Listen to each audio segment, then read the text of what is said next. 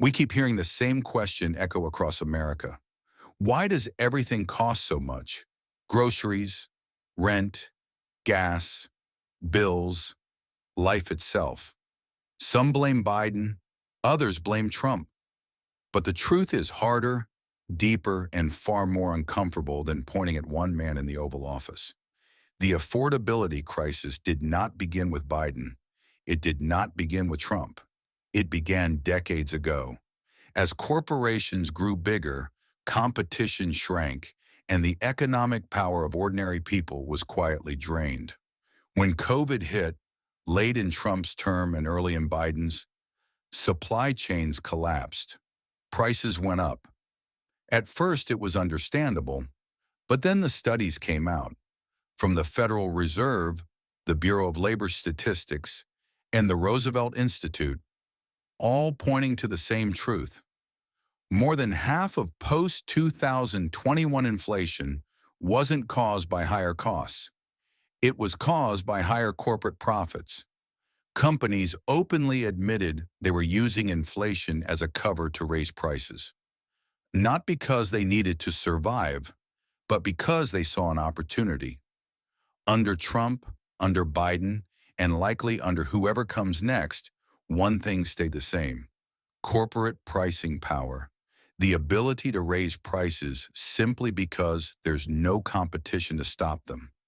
Look at housing, look at groceries, look at healthcare, shipping, telecom, energy.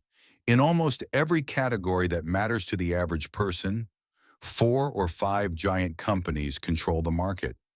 And when a handful of giants control the essentials of life, the people have no escape.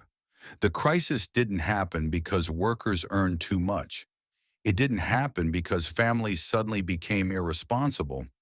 It happened because the system rewarded corporations for charging more and punished them for charging less. Now here's the painful question. Is it really that hard for big corporations to take a small cut to their massive profits so the little man can survive? Financially? No. But structurally, yes. Because the modern corporation isn't built for compassion. It's built for shareholders, for quarterly earnings, for stock prices, for executive bonuses tied to profit margin, not human well-being. If a CEO lowers prices, the stock drops.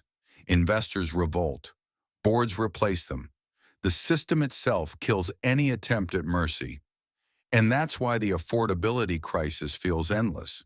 Not because one president failed, but because the model itself is designed to protect corporate profits before human lives. So where does that leave us? It leaves us with truth. You are not imagining it. The pressure is real. The squeeze is real.